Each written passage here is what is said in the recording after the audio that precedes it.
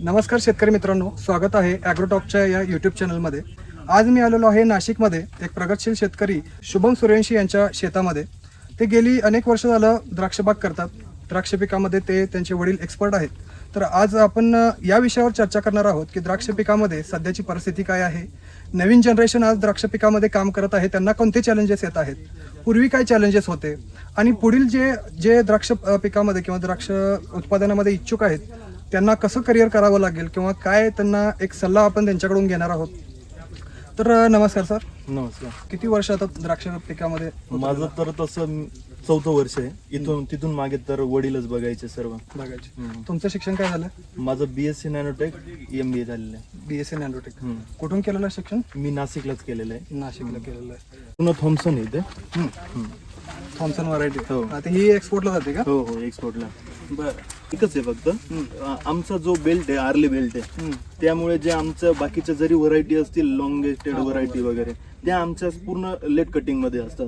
या थॉम्सनला एकच की पाऊस सर्व गोष्टींना जेवढं मात करून जाणं तेवढी व्हरायटी आम्हाला जेवढी स्ट्रॉंग वाटते, त्यामुळे आम्ही ही प्रेफर केली थॉम्सन. आमचं क्रॉप कव्हर टाकल्यामुळे बेनिफिट्स असे की क्रॉप कव्हर नसल्यामुळे पाऊस सतत पडतो आमच्याकडे. नाशिक जिल्ह्यात आमचं सटाणा जे गाव आहे, आमच्याकडे पावसाचं प्रमाण फार जास्त प्रमाणात, त्यामुळे आम्हाला करपा डाउनी प्रकारचे जे आजार बागेंना आहेत ते जास्त प्रमाणात असल्यामुळे आम्ही हे क्रॉप कव्हर टाकलेलं. बरं. आता तुम्हाला हे विचारतो की आता नॉर्मली आपण द्राक्ष बाग शेतकरी करत असतात, किती वर्ष झालं चालू आहे, आता पहिल्या द्राक्ष पिकामध्ये आणि आता काय फरक तुम्हाला जाणवतो? पहिले जे होतं, पहिले जे द्राक्ष होता म्हणजे ठरलेलं होतं की 12 दिवस झाले की कॅल्शियम नायट्रेट आणि 13-0-45 हे एक उदाहरण सांगतो, हे द्यायचंच आहे, ते त्या दिवसाला जायचंच. जसं आता नवीन म्हणजे मी जसं बघतोय तसं त्या वेळात ते चुकीचं होतं असं नाही काही, पण जे गरजेचं नव्हतं ते जास्त प्रमाणात जात होतं. एक्सेस. हा. तर आता जर असं आहे की PTOL करून शक्यतो जेवढं गरजेचं आहे, जे कमी आहे आपल्या झाडाला तेच दिलं जातं. म्हणजे माती परीक्षण असेल, झाडाचं PTOL करून असेल, या गोष्टी आपण म्हणजे सुधारित टेक्नॉलॉजी आल्यामुळे आपल्या शेतीमध्ये बदल हो झाला. हो. आता ह्याच्यामध्ये पूर्वी म्हणजे ड्रिप मधून आपण म्हणजे पहिल्यापासूनच द्राक्ष पीक हे ड्रिप मधूनच केलं जाते, पण त्याच्यामध्ये पण बरेच गोष्टी ऍडव्हान्स आल्या. टेक्नॉलॉजीमध्ये अजून कोणते बदल झाले? म्हणजे पूर्वी आमचं मेन म्हणजे ऑटोमेशन नव्हतं ड्रिप सिस्टीम मध्ये. हे पूर्ण आत्ताच्या मिनिटाला पूर्ण ऑटोमॅटिक आहे. इथे इरिगेशन झालं, फर्टिलायझर झालं, सर्व गोष्टी ऑटोमॅटिक झाल्या. आणि पूर्वीपेक्षा सुधारणा अशा झाल्या की क्वांटिटीपेक्षा क्वालिटी हे सर्व इम्पॉर्टंट झालेली. बरोबर. सर्वात मेन गोष्ट म्हणजे क्वांटिटीपेक्षा क्वालिटी महत्वाची झाली. आता मी बघतोय की बऱ्यापैकी आता ESS स्प्रे असेल, म्हणजे हा असं पहिलं नव्हता. ESS स्प्रे असेल किंवा वेगवेगळे आता मशीन्स आलेले आहेत ज्यामध्ये गुंड फोडणं असेल किंवा हे असेल, याचा वापर आता जास्त प्रमाणात मॅन पॉवर कमी झालेला आहे आणि मशिनरीचा वापर बरोबर वाढलेला आहे. याच्यामुळे तुमचं कॉस्टिंग कमी होतंय का? कॉस्टिंग पण कमी झाली आणि जे गरजेचं होतं त्यात खूप प्रकारे आता जसं झालं हे बोध फोडणं, हे जे आहे ना हे टोचा मारलेला आहे. हा पहिले आमच्या वडिलांपासून याला टिकाव असतो ना आपला, टिकावने होलं पाडायचे. हे जे रूट एरियल जे आहेत ना, हे रूट एरियल कमी होण्यासाठी प्रत्येक झाडाजवळ टिकाव मारलाय. आता तेच ट्रॅक्टरने यंत्र आहे, ते टोचा मशीन म्हणतो, ते फिरवलं की 1 तासात 2 एकरचं काम होतं. आणि त्याचबरोबर आता ते असेल किंवा आपलं तणनाशक, हे आपण तण काढण्यासाठी ते मशीन आपण रोटर मारतो. बरोबर. सेन्सर रोटर झालेले आहेत किंवा आता ड्रोनची फवारणी आलेली आहे. बरोबर. याचा पण आता आपण वापर करत आहे. बरोबर. तर आता मी माझं actually background social media digital मार्केटिंगचं आहे. बरोबर. तर मी तुम्हाला विचारतो की सोशल मीडियाचा काही इन्फ्लुएन्स होतोय का तुमच्या द्राक्षबागेमध्ये? म्हणजे पहिला एवढं जास्त नॉलेज मिळत नव्हतं. बरोबर. आणि आता बऱ्यापैकी सगळे सोशल मीडियावर आलेले आहेत. 100% वाटतो फरक. वाटतोय. म्हणजे तुम्हाला म्हणजे प्रत्येक भागातील द्राक्ष पीक कसं आहे, जसं की आता तुम्ही सोशल मीडियावरती तुमच्या पेजवरती तुम्ही क्लिप टाकले, काहीतरी मशीन आलं तुमच्याकडे, ते आमच्याकडे नाही किंवा माझ्याकडे नाही, मी म्हणतो की नाही यार काहीतरी नवीन आलेलं आहे, ते सोशल मीडियावरती मी तुमच्या पेजवरती बघल्यामुळे मला असं वाटतं की नाही आपण पण घेतलं पाहिजे काहीतरी. या गोष्टींमुळे हम्म. वाटतं. वाटतं तुम्हाला. बरोबर आहे. आता ते मी जाणवलं की सांगली आणि नाशिक हे द्राक्ष पीक हे दोन्ही भागामध्ये जास्त घेतलं जातं. बरोबर. आणि पहिला कसं होतं की नाशिक आणि सांगली जास्त एवढा कॉन्टॅक्ट नव्हता, हो. की बाबा तिकडे काय चाललंय आपल्याला माहिती नसायचं, बरोबर. किंवा तिकडे ह्या भागात काय चाललंय माहिती नसायचं.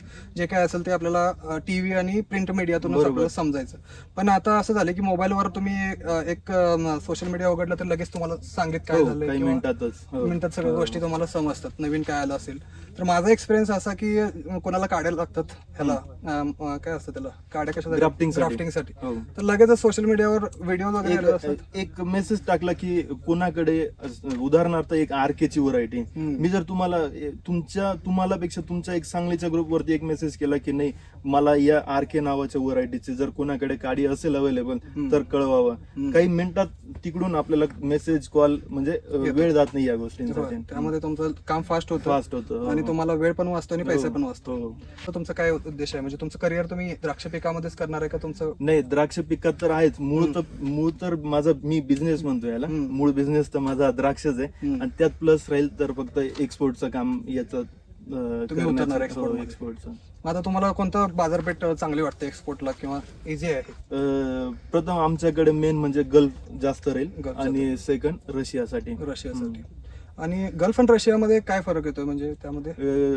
गल्फ फक्त एक आहे मार्केटिंग पिरियड, आपण ज्याला म्हणतो ट्रान्सपोर्टिंग पिरियड जो आहे तो गल्फला कमी आहे. त्या हिशोबाने माल आपला कसा आहे, जर जास्त दिवस ट्रान्सपोर्टला जाणारा असला तर आपण रशियाला जातो.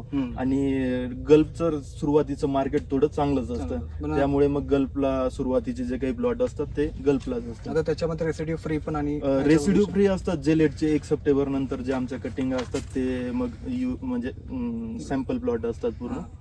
याच्यामध्ये तुम्हाला गल्फ आणि रशिया या हो, दोन हो, कंट्रीज मध्ये बरोबर. तुम्ही फोकस करता. हो. तर तुम्ही म्हणजे जे आता आपलं युट्यूब चॅनल बघत आहेत हो. त्यांच्या जे आता नवीन द्राक्ष पिकामध्ये काहीतरी करिअर करायचं आहे त्यांना, किंवा एक्सपोर्टिंग मध्ये करिअर करणार आहेत, त्यांच्यासाठी तुम्ही काय सांगाल?